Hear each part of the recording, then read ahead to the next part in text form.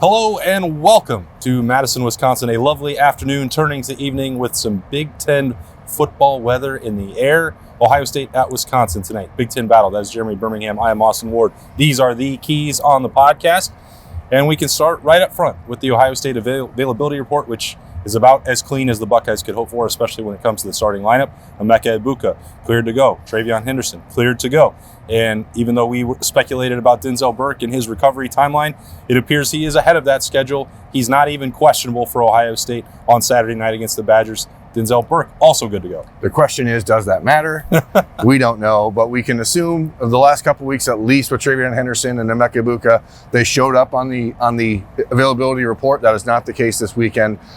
What is the case is that the Buckeyes roulette at running back continues, as Mayan Williams was not expected for the Buckeyes, but as far as potential starters or potential impact players, he's really the only guy that the Buckeyes say is not available this evening against Wisconsin. So that's what you want if you're Ohio State. You're heading into November here, hopefully pretty healthy as you make a stretch run towards the game in November. But you got to get this game first. Yep, no Mayan Williams, no Devin Brown as the backup quarterback for Ohio State. Tristan Gebbia, as Ryan Day confirmed again on Friday night when the team got here. He is the number 2 if need be. Jair Brown is out, so the Buckeyes get one starting cornerback back, and one sort of reserve piece is out of the lineup. Picked that up sometime in the last week. So he's not on the trip and not available for the Buckeyes either. So that covers those bases. And now, Berm, you can get into your actual keys for the game. It's been a weird week trying to juggle a bunch of balls with a lot of attention elsewhere on the rivalry and Connor Stallions and all that. But the Buckeyes, I think, have been pretty well focused on the task at hand, but we'll find out in a couple hours. Yeah, that's key number 1 for me is are you focused on what's happening in Ann Arbor, or are you focused about what's happening in Madison, Wisconsin? Wisconsin is a very average Big Ten team. Let's call it what they are. They're 6th in the Big Ten in scoring offense, 6th in Big Ten scoring defense. They are starting a redshirt freshman transfer quarterback from Mississippi State. You know that they are going to try to throw the ball a lot. They haven't been very good at it, but if you are walking into the stadium and not focused on the team in front of you, you find yourself in a position where you could fall behind early. And this crowd's going to be crazy. It's going to be a good atmosphere inside of Camp Randall. And so to me, square one is focusing on this game and not getting ahead of your skis if you're Ohio State after the big win last week. Because I think what's interesting is that coming into this game, there was a fear maybe of like a letdown, but now it's like, are you just focused elsewhere and as opposed to just taking a deep breath? So either way, Ryan Day talked about it all week. The veteran leadership of this team should have them focused, but you never know till the whistle blows. Yeah, and I think you look at what's the path forward that Wisconsin could use to finally, it's been 9 in a row, right? To pull off an upset against Ohio State. Ball control, time of possession, and a lot of Braelon Allen. So what will that come down to? Getting some of the best work that you can from Mike Hall, Ty Hamilton, and Tyleik Williams, who's been playing as one of the best defensive tackles in the country. In my opinion, certainly in the Big Ten. We saw that Wisconsin had a little bit of trouble with that last week against a very good defensive tackle at Illinois. So up to those guys, and then behind that, how sure is the tackling? You can pretty much always count on Tommy Eichenberg being Mr. Consistent week in, week out. Cody Simon has been playing well. Steele Chambers last week was that bounce back effort that you wanted to see from him against Penn State. So maybe he's out of a little bit of that funk that he was in for a couple weeks. He talked about eye control, eye discipline. Anytime that you play Wisconsin, whether that's a Luke Fickell team or a Barry Alvarez team or anything in between, they were going to try and do some misdirection. There's going to be counters. There's going to be offensive linemen trying to, bully you off the ball. So stay focused and then tackle well once you get there. Gang tackling, Ohio State's done that very well through 7 weeks. This has not been an issue the way we've seen for the Silver Bullets in a couple of years past. 11 guys tend to get to the football and they tend to get the ball on the ground. That has to continue against the Badgers. That's the only way forward for them. They're a limited offensive team. And if you let them do what they want, that's going to make things more uncomfortable, and it's going to keep Ohio State's offense off the field. Yeah, Braelon Allen leads the Big Ten in rushing. He leads the Big Ten in tackles broken. He's broken over 40 tackles on the season. That's like 2 times as many as Blake Corum in Michigan. So he doesn't seem to have the same burst he did as a freshman, but he's still a very capable running back. Also second on Wisconsin's team in receptions with 23 of them. So he's a guy that they get into the offense a lot. Very important to Tommy Eichenberg and Steele Chambers. When they get a chance, get him to the ground early. It's also important for me, speaking of early, Kyle McCord has to play his best first quarter of the season.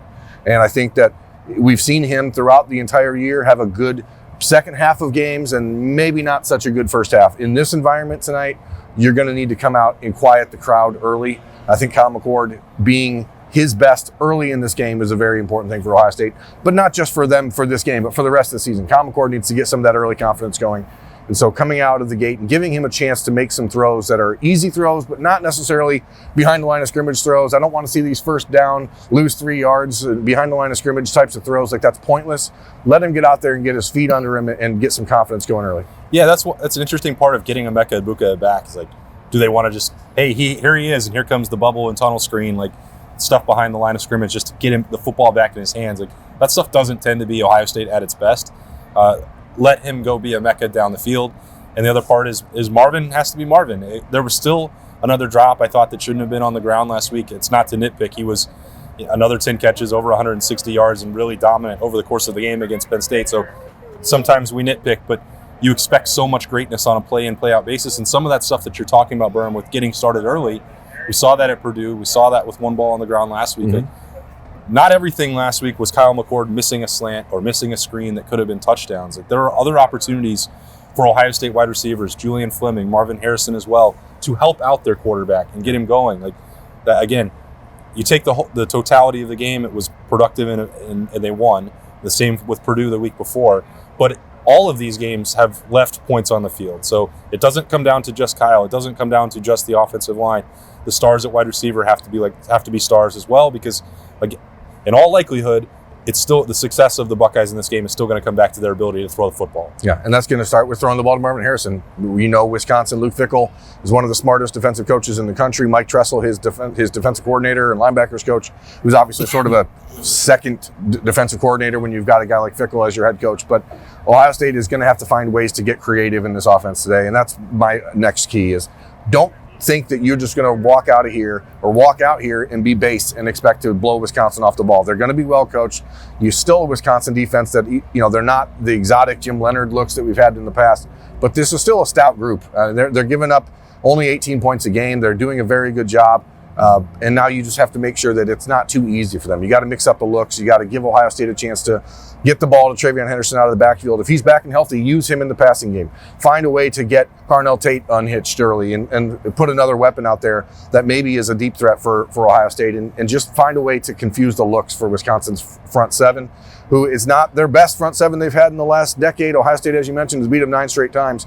But the last 2 times they played in this building, it's gone to overtime. And so you want to be prepared early to throw out a knockout punch, because you can't let the confidence for Wisconsin grow. One way to avoid that is to not waste opportunities on special teams. And it sounds silly, maybe, that I just keep bringing it up, but these little plays, there's so much yardage at stake on a punt, on a kickoff return, on kickoff coverage.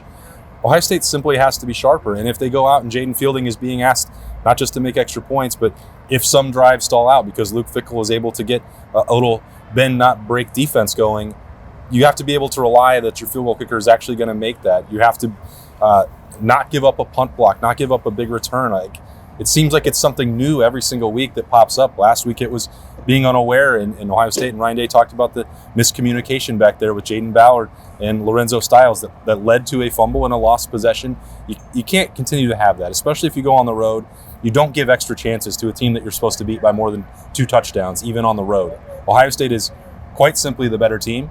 And that doesn't just mean that the offense and defense can win it by themselves. You can't let the special teams leave the door open for somebody to pull a surprise. No, and if there's a team that's going to be ready for that, again, it's going to be Luke Fickell's team.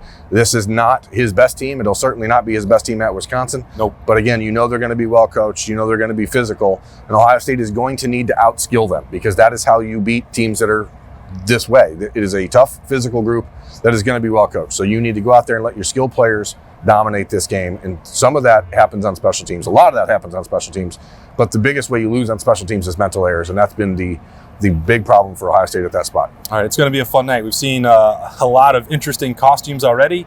Before we even turned it down on campus, the drive down here to get to the parking garage for media, a guy in a Michigan sweatshirt with some binoculars, and he was ready to go film. I'm sure Connor Stallion seats are actually available still on StubHub tonight if you're in the area and want to come and help him out. He couldn't make it, but there's a lot of people dressed up just like him and his cohorts there. So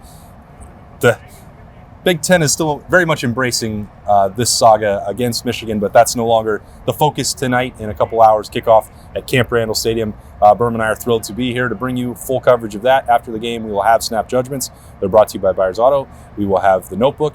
And then back in Columbus, Bill and Doug will have the post-game show. That'll be going live as soon as this one's over. So stay tuned for all that coverage. We hope you have a fantastic evening and enjoy the game. For Berm, I'm Austin. We'll talk to you then.